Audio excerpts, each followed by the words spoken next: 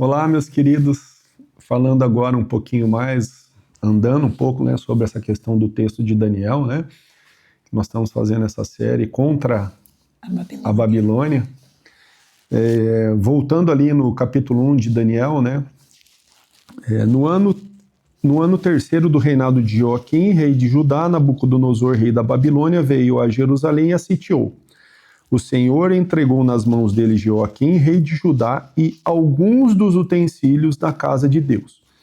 Nabucodonosor levou esses utensílios para a terra de Sinar, para o templo do seu Deus, e o pôs na casa do tesouro do seu Deus. Depois o rei ordenou a Aspenaz, chefe dos eunucos, que trouxessem alguns dos filhos de Israel, tanto da linhagem real como dos nobres. Se você não assistiu a primeira parte dessa conversa, dessa série que a gente está fazendo sobre o livro de Daniel, volta lá e dá uma olhadinha, porque ali no primeiro a gente faz essa introdução do Senhor os entregou na mão, que a gente fala que Deus corrige quem ama. E hoje, nessa segunda conversa aqui, nesse bate-papo, nós queremos conversar sobre esse alguns. Eu falei para o Robson que me chamou um pouco de atenção que há uma palavra alguns para o utensílio que foi levado. Então ele toma, o Senhor entregou nas mãos o Joaquim, rei de Judá, e alguns dos utensílios. De onde eram os utensílios? Da casa de Deus, da casa do Senhor, né? E ele, da casa de Deus, diz, Nabucodonosor levou esses utensílios para a terra de Sinar. Para onde que ele levou? Para o templo do seu Deus, de letra minúscula, e os pôs na casa do tesouro do seu Deus. Então aqui ele toma os utensílios da casa de Deus, de letra maiúscula, e leva para a casa do seu Deus. E ele deixa bem claro, não só levou, como pôs na casa. E aqui, Robson, quando ele cita os jovens, as pessoas, ele faz a mesma observação. Depois o rei ordenou a Aspenaz, o chefe dos seus eunucos, que trouxessem alguns dos filhos de Israel, tanto da linhagem real como dos nobres. E é interessante isso, né? Que eram jovens, é como ele selecionasse, é como ele separasse o precioso de Deus e levasse para o Deus dele, né? E nós vemos essa atitude da Babilônia fazendo isso hoje nessa geração, no meio dos nossos jovens, né? Você que tem um filho jovem, um filho adolescente, e você sabe que você entregou, que você colocou ele na mão do Senhor, você consagrou os seus filhos e você sabe o quão preciosos eles são. Você sabe que eles são, que eles pertencem a Deus. E agora você está passando por uma situação, vendo o seu filho sendo tomado, carregado, enganado, envolvido, né, por essa Babilônia, por essa vida, por esse jeito que está roubando essa geração, Robson. É interessante que quando ele fala de alguns utensílios, são os utensílios preciosos, né? Que eram os utensílios preciosos na casa de Deus, e ele fala de alguns jovens da linhagem real e da nobreza. Quando você fala que é um jovem que é da linhagem real, é um príncipe, né? E todo príncipe ele tem identidade, propósito e destino, né? E quando você fala que você vai trazê-los como escravos, você está falando que você está tirando deles esse propósito, identidade e destino. Você está utilizando eles para um fim diferente daquilo que eles foram criados, daquilo que eles foram treinados, estudados e tudo mais, né? É um desvio de função, é um desvio de propósito, um desvio de caminho, né? Então, quando a Babilônia, né, ela pega então aqueles que são príncipes, que são aqueles que vão trazer uma direção para uma nova geração, que vão guiar uma nova geração, que seriam aqueles que trariam as mudanças, ou seriam aqueles que levariam a chegar, aquele povo chegar a novos patamares, né? Até alcançar novos patamares assim, de liberdade, de independência, de economia, de autonomia, né? Então, assim, eles são os primeiros a serem escravizados e os primeiros a serem usados no propósito de servir a outro fim, né? Então, isso é uma coisa assim muito ruim. Nós vemos isso dentro daquilo que a Babilônia, que é o sistema. A Babilônia, quando a gente fala a respeito de Babilônia, a leitura que se tem é um sistema mundano, né? É um sistema iníquo, vou falar dessa forma, não só mundano de mundo, né? Mas um sistema maligno de opressão. Contaminado, corrompido, com né? outros pensamentos, outras ideias, isso. Né? Então, o sistema corrompido é aquele sistema que tenta tirar aquilo que é mais precioso da casa de Deus para utilizar fora, que tem um propósito definido, um propósito santo, um propósito de redenção, de remissão fora. E também tem o propósito de tirar aqueles jovens, né, que são fortes, que têm a autoridade, porque o que é nobre, o que é real, ele tem a autoridade de se tornar governante, né? Sim. Seriam aqueles que seriam os governantes, os futuros governantes, aqueles que teriam essa incumbência, né, de trazer então esse povo e governar esse povo. Eles são os primeiros a serem oprimidos e mudados na sua direção, né? Filhos com, eu vejo que são, às vezes, você tem percebido assim, que seu filho ou sua filha tinha um potencial de liderança, sabia quem era, de atitude, de identidade. Você via que na infância você já via certos dons, certos comportamentos que iam guiar pessoas para o bem, que iam influenciar ou a próxima geração, influenciar pessoas para o bem, certo? E de repente, isso é um príncipe, né? E você criou, todo pai, toda mãe cria o seu filho para isso, né? Para o bem, para fazer coisas boas, para fazer diferença em várias áreas da sua vida, né? Eu lembro que a gente sempre falou para os nossos filhos, olha, você pode escolher ser o que você quiser ser, mas seja uma pessoa bondosa, olhe para o outro com amor, né? São princípios que você ensinou ao seu filho, só que de repente você foi vendo os seus filhos crescerem e de repente aqueles princípios parece que foram roubados, foram tomados da vida do seu filho. E ele começou a trocar os ensinamentos. E o pior, achar que você estava errado, tudo que você ensinou está errado. É sobre isso que nós estamos falando. Sobre esse tirar, esse tomar que tomou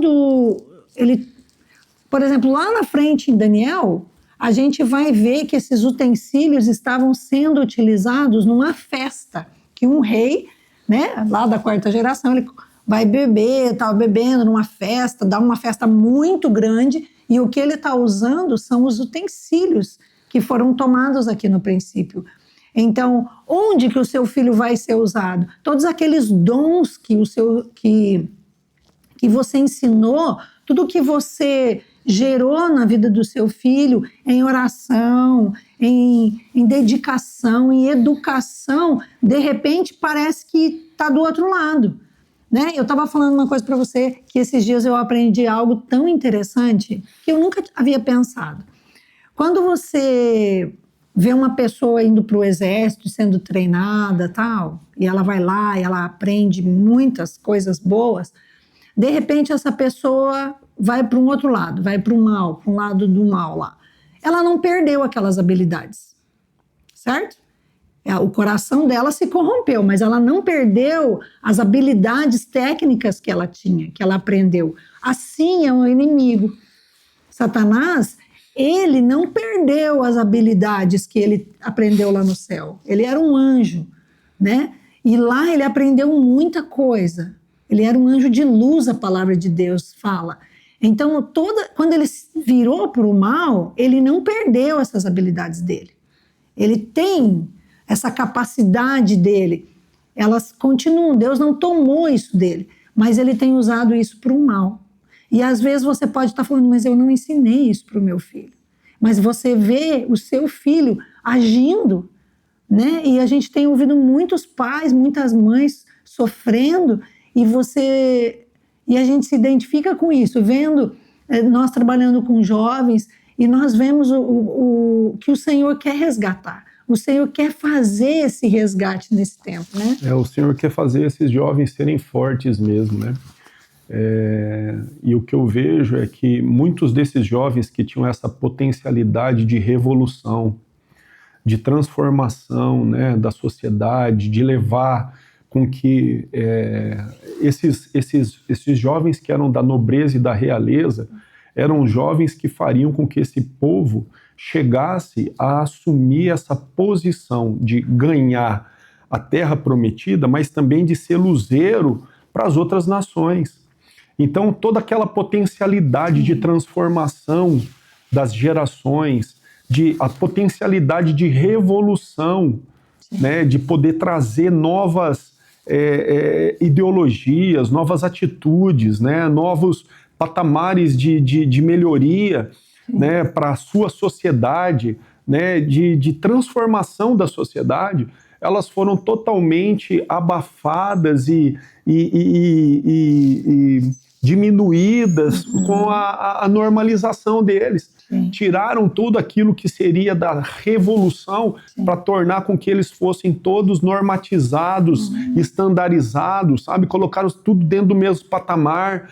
Então, eles perderam essa capacidade de revolução. Eles tiraram deles a potencialidade de causar, de trazer essa transformação. É um castramento, né? É um castramento ideológico, né? Nivelaram eles todos por baixo, jogaram eles ali como escravos, e a primeira coisa, você não tem voz mais, você vai, nós vamos utilizar todas as suas potencialidades, as suas capacidades. Todos os seus dons nós queremos utilizar. Nós queremos utilizar os seus dons, nós queremos sugar de você, você é necessário. Sim. Mas você não é mais importante, porque você não tem mais aquele posicionamento e aquele propósito que você tinha. Sim. Então nós vamos colocar você aqui dentro do mesmo patamar, do mesmo critério, da mesma circunstância. Você vai chamar, sabe como aqui? Não mais príncipe, mais escravo. Você está num lugar diferente, porque nós vamos treinar você. E você vai ser escravo, mas um escravo de luxo nosso, porque nós vamos usar as suas habilidades, que você tem altas habilidades. Nós temos visto, né, esse pinçamento, sabe? Porque aqui diz que eles foram pinçados, como esses utensílios. Veja, olha que interessante isso que o Robson falou, que me veio agora, amor. Trata a pessoa como um utensílio. Exatamente. Né? Então, alguns utensílios foram escolhidos, como alguns jovens foram escolhidos. Veja, e coloca, não é mais pessoa, né? Uma pessoa é diferente de um utensílio, certo? Exatamente. Só que aqui você vê que eles tratam pessoa e utensílio da mesma forma. E é isso que a gente tem visto, né? Trata tudo igual. Mas nós temos uma palavra de incentivo para você, né? Esse mesmo Deus que ama e que leva para uma disciplina é o mesmo Deus que vai no livro de Daniel, vai mostrando para a gente esse caminho do resgate, de como você pode orar para buscar do Senhor para trazer os seus filhos de volta e como o Senhor age. Daniel nos mostra, né, Robson, esse caminho de volta.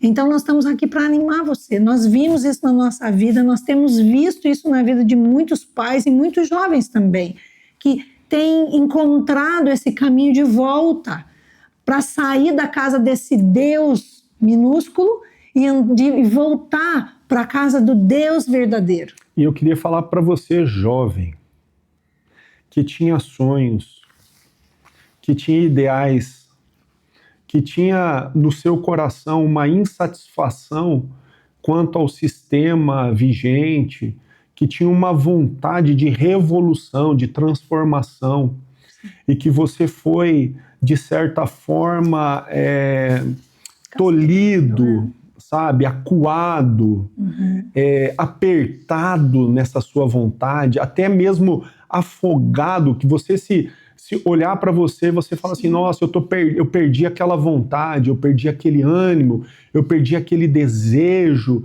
de causar essa transformação. Esse desejo, ele é um desejo que nasceu no seu coração de Deus. Ele nasceu no seu coração, colocado ali por Deus, algo que vinha dele para que você pudesse cumprir.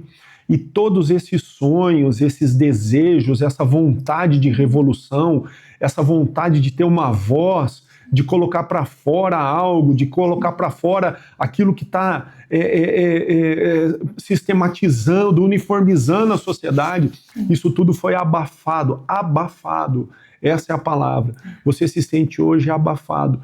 Eu quero falar para você que Deus tem algo diferente para você.